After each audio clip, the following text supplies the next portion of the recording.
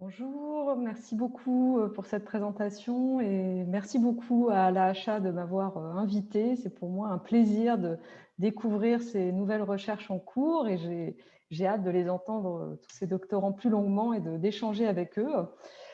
On va organiser, comme l'a dit Arnaud, l'après-midi par les trois premiers doctorants, la présentation, les présentations des trois premiers doctorants, Dorian Bianco, Camille Napolitano et Alice Agostini. Et puis ensuite, on aura un petit temps d'échange avec aussi l'ensemble du public. Alors, je vous invite aussi à utiliser le chat. Si vous souhaitez poser des questions, vous pouvez les écrire pendant les présentations et comme ça, on pourra aussi en discuter lors du temps d'échange. Et puis ensuite, on fera une petite pause aux alentours de 16 heures pour ensuite entendre les deux autres doctorants, Carla Frick-Coupet et Pierre Coffy. Alors, sans tarder, je vais donc présenter notre premier doctorant, qui est Dorian Bianco, et qui est donc doctorant en histoire de l'art au Centre André Chastel. Il mène une thèse de doctorat sous la direction de Jean-Baptiste Minart. Depuis assez récemment, puisqu'il s'est inscrit à l'automne 2019. Donc, c'est une recherche qui a débuté il y a 1 an et demi sur le sujet des lotissements périurbains au Danemark qui ont été construits durant le dernier quart du XXe siècle.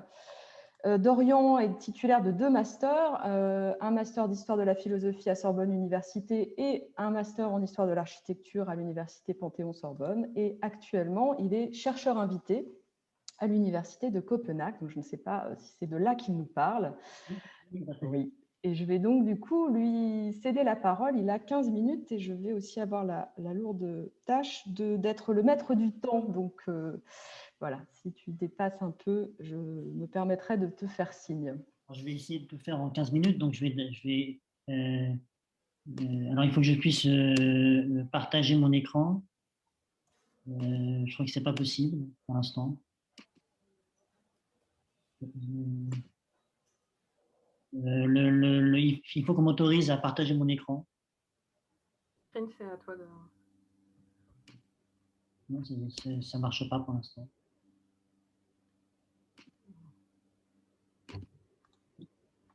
Ouais.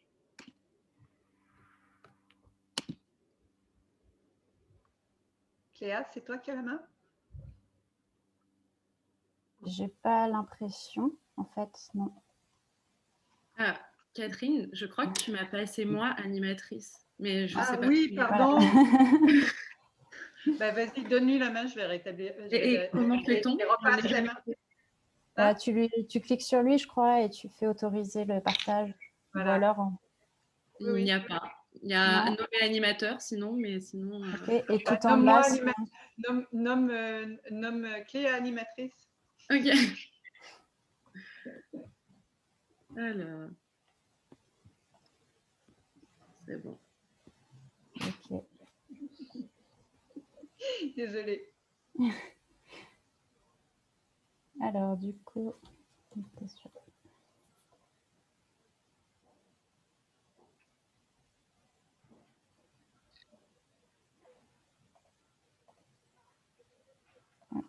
ça devrait être bon.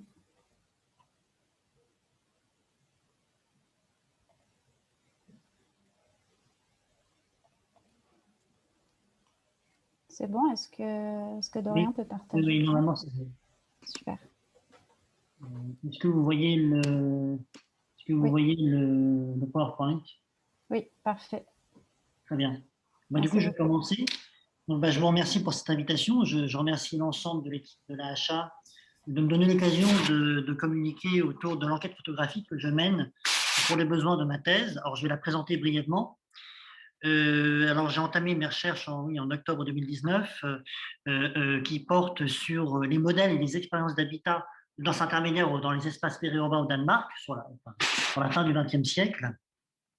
Alors, en fait, j'ai voulu articuler l'architecture à une échelle urbaine et paysagère et je m'intéresse à des communautés planifiées. Ce sont des communautés intentionnelles qui réunissent des membres sociétaires pour implanter sur un terrain non urbanisé auparavant une résidence commune où chaque ménage possède un droit d'usage sur son logement individuel. Et ces communautés, elles vont être implantées dans les franges rurales des villes là où le foncier est peu cher à partir des années 70, participer à un phénomène de périurbanisation. Et elles vont donner lieu, pour les premières d'entre elles, à des séries d'expérimentations sociales au tournant des années 70 qui procèdent d'un idéal autogestionnaire.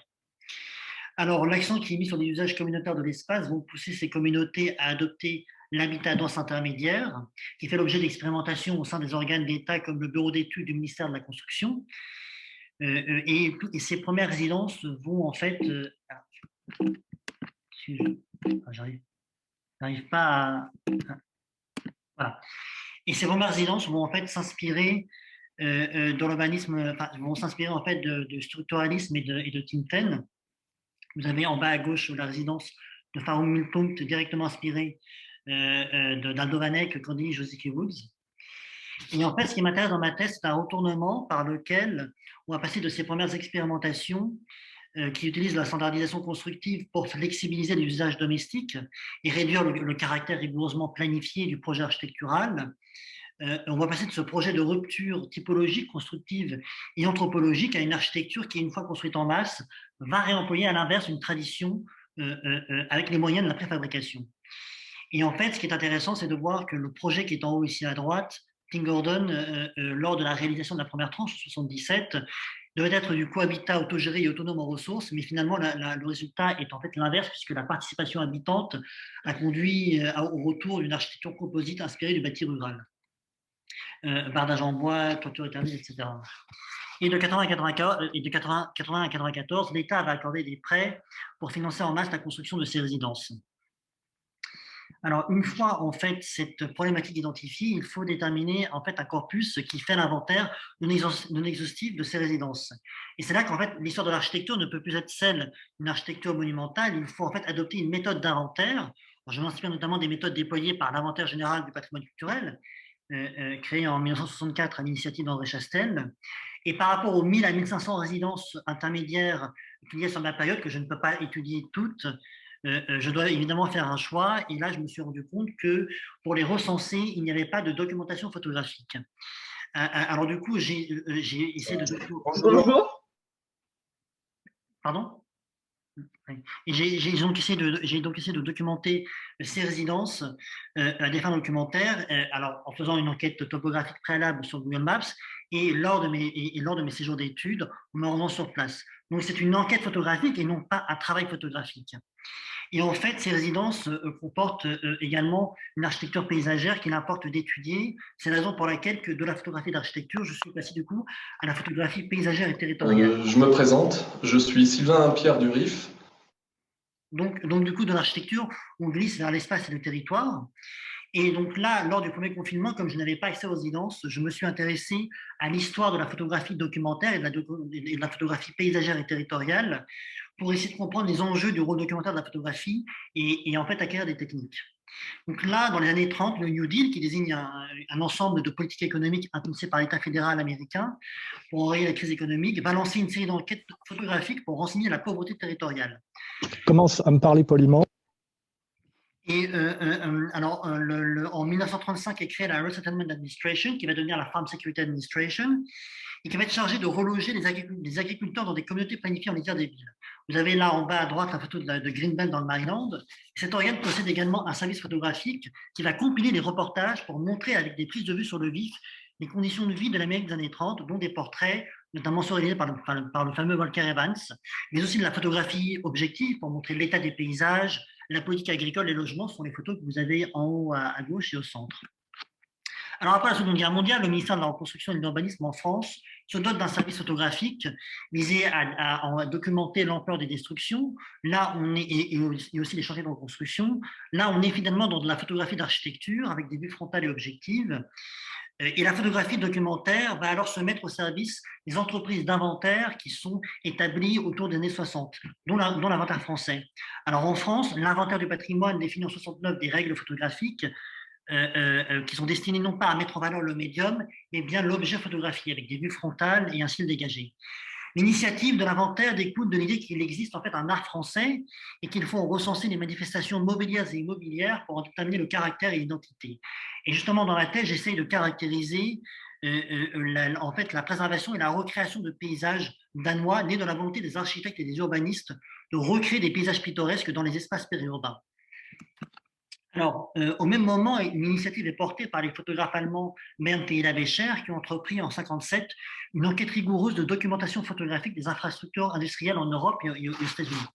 Ils avaient l'intention d'éveiller une démarche patrimoniale de conservation par ce classement méthodique.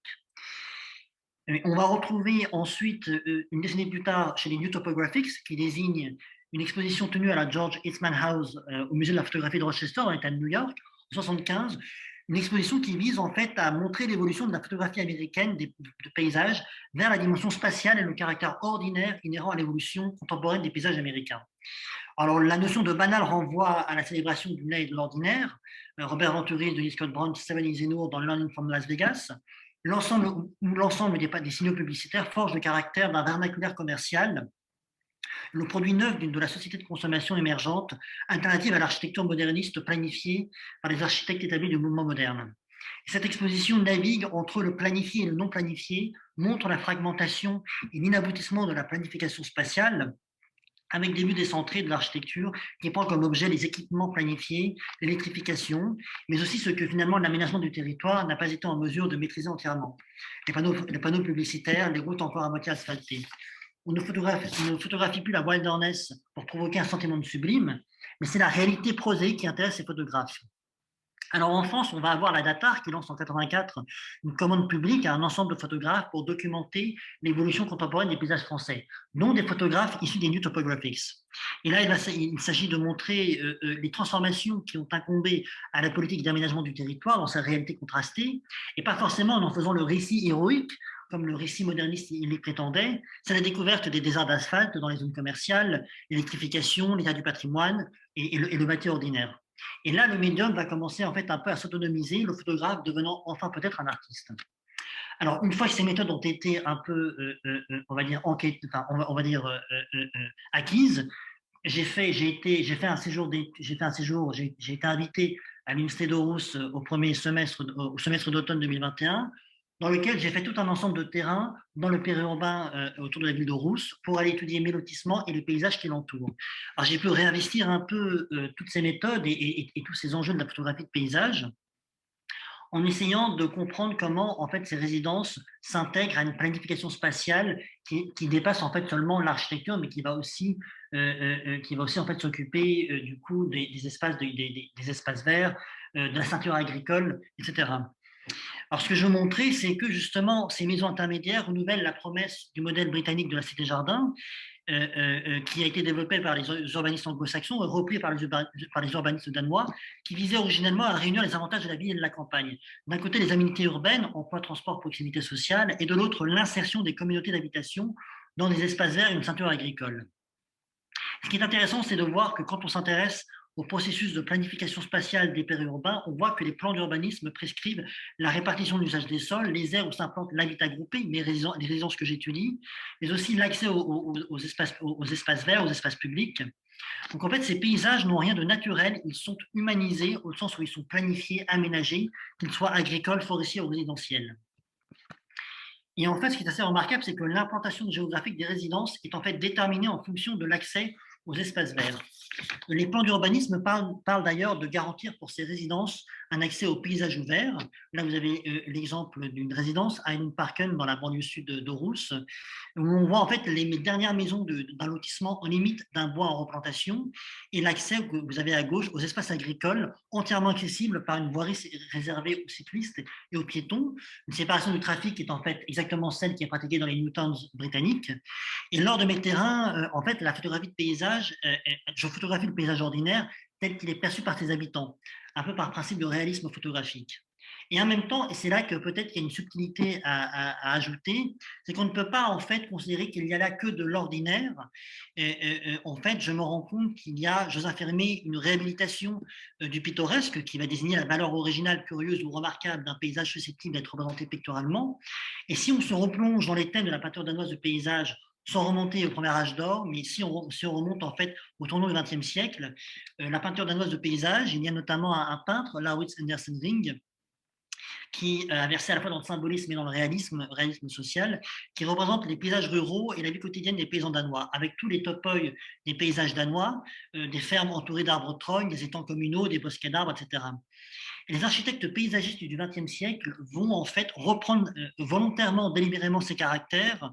Vous avez là, par exemple, à gauche, une communauté d'habitation construite durant l'après-guerre, durant les années 50, qui reproduit en fait un étang central qui est inspiré directement des communaux et des village green, des communautés d'habitation qui précèdent le mouvement des enclosures au Danemark.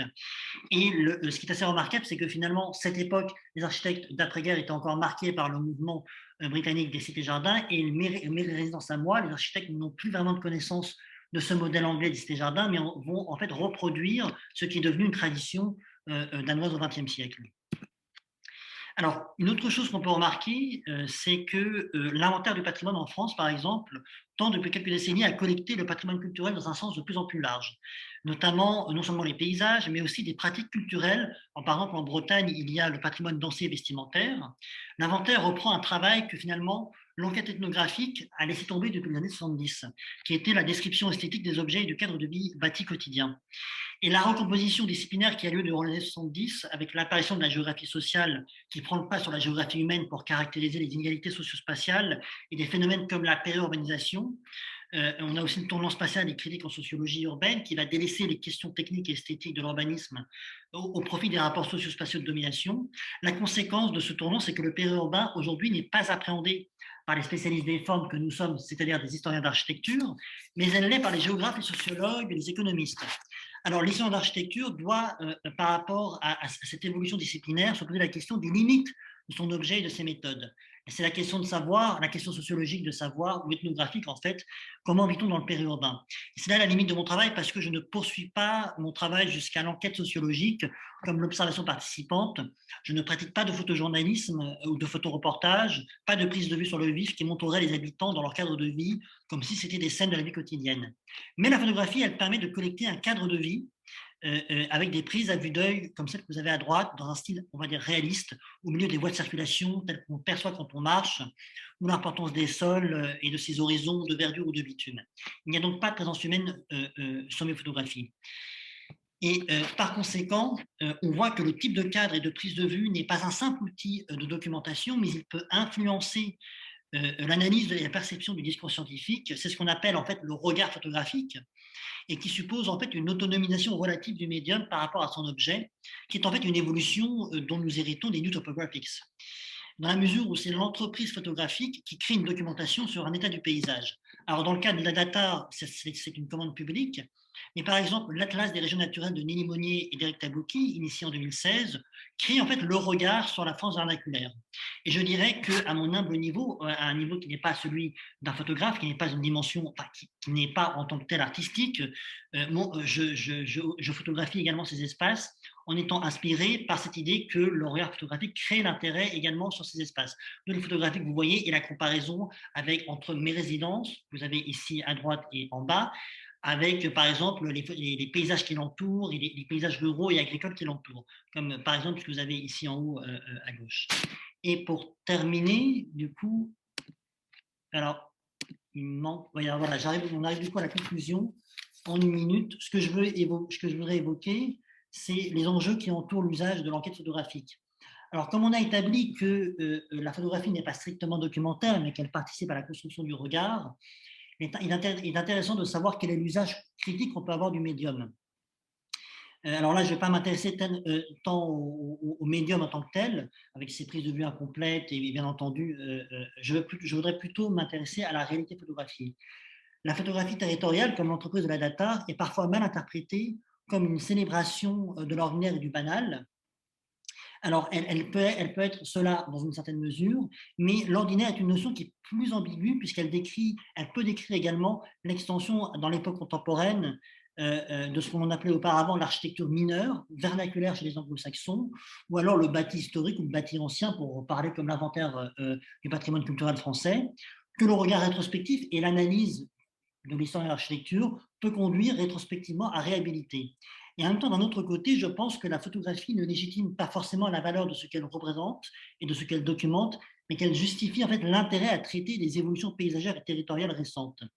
Et en fait, cette quête de légitimité scientifique, qui n'est pas forcément une justification de la valeur artistique et culturelle de façon automatique de ce qui est représenté, doit être documentée par l'enquête photographique. Et elle permet Dans mon cas, elle doit permettre à la fois de montrer qu'il existe une forme de périurbanisation contemporaine au Danemark qui s'inscrit dans une histoire architecturale et urbaine et qui n'en est pas la négation, comme on le prétend trop souvent, et le modèle de la cité-jardin, les traditions architecturales danoises. Et en même temps, il y a cette ambivalence qu'il s'agit de montrer par le réalisme la dégradation réelle de ces espaces périurbains par le zonage des zones commerciales, comme par exemple la photo que vous avez en bas à droite, où finalement l'étalement urbain des équipements logistiques est en train de menacer l'accès aux espaces verts qui étaient pourtant garantis à ces résidences.